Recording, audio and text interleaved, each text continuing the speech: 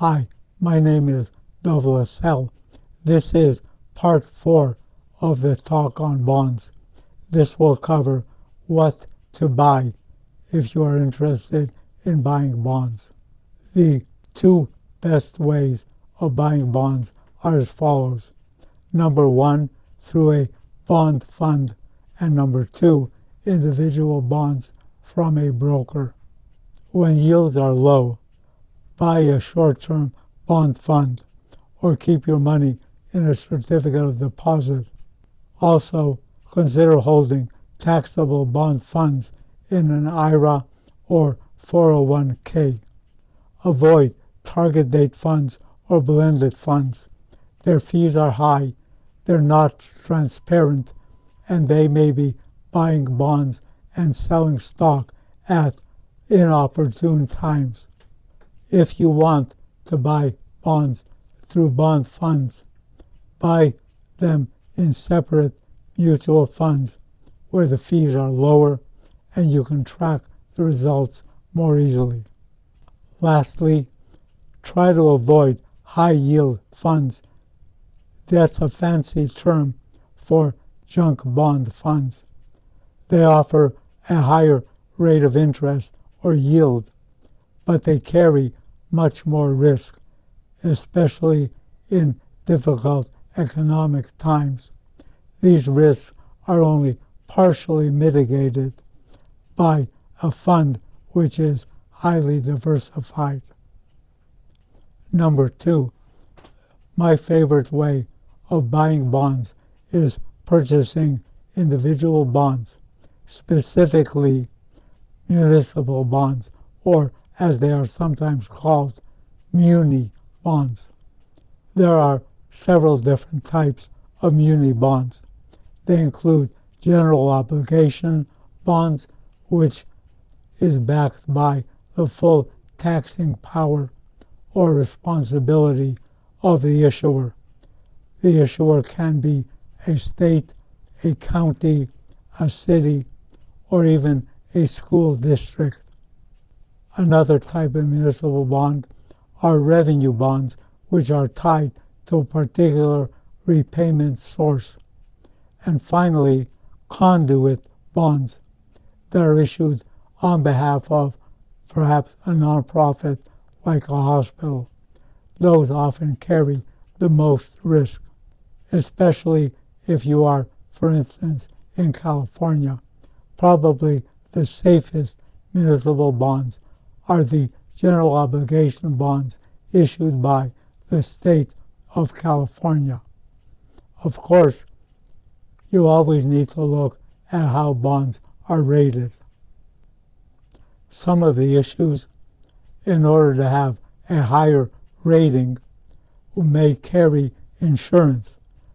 The insurance will increase the rating of a bond, for instance, maybe from BBB to A. The reason an issuer does this is to lower their interest rates. For you, the benefit as a bond buyer is that in addition to the underlying ability of the issuer to pay, you also have the added protection of insurance. Most municipal bonds are exempt from taxes. You always need to check to make sure, but if you are in a high tax state or if you are in a high tax bracket, these are great alternatives to corporate bonds. Also, I recommend that you stick to investment grade bonds. Bonds are rated from AAA down to junk. Investment grade is AAA down to BBB.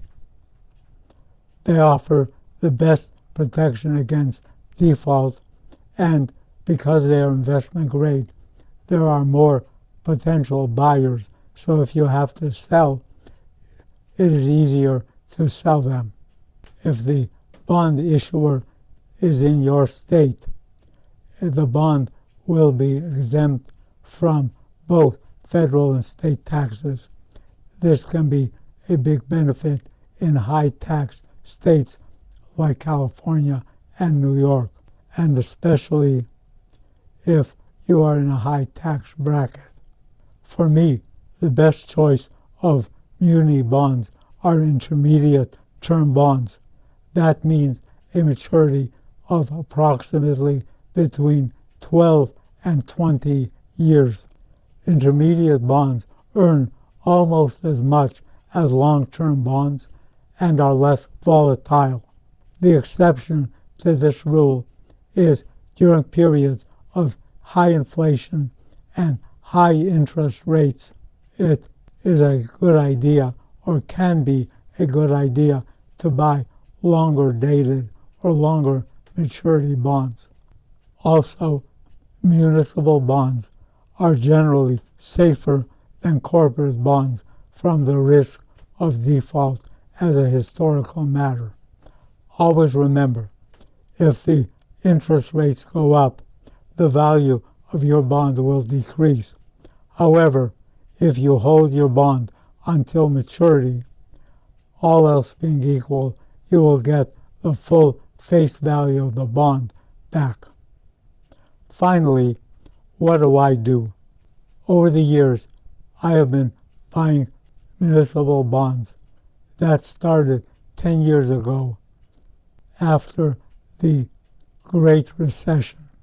To buy municipal bonds, individual bonds, you should have at least 10 to 15,000 for your initial investment. You want to diversify, even if that means buying 3 different bond issues from 3 issuers of maybe 5,000 bonds each. As the dividends accumulate, instead of taking the dividends out of my bond portfolio, I use them to buy more bonds. As these numbers increase, so will your bond buying. For example, if I have $7,000 in dividends in my portfolio over a period of several months, I might buy a $10,000 muni bond using $7,000 in dividends and $3,000 from savings. In a sense, I am buying a $10,000 bond for $3,000. It's a great deal. It is an effective way of compounding your growth. It is amazing how, over a period of years, your bond portfolio will grow. If the rates go up, the value of your portfolio may decrease. However, the new bonds you will be buying will be earning a higher rate of interest. A full disclosure, with the ultra-low interest rates today, the July of 2020, I have stopped for a time buying any new bonds and instead parking my money in savings accounts, waiting for an upturn in interest and economic activity. Thank you and good luck in your bond buying.